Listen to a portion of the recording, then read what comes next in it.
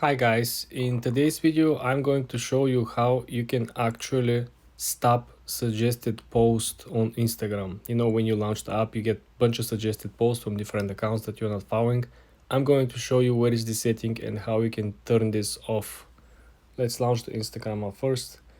The first thing that you want to do guys is you want to click on the lower right corner on your profile icon. Then you want to go ahead and click on the upper right where you see the three straight lines.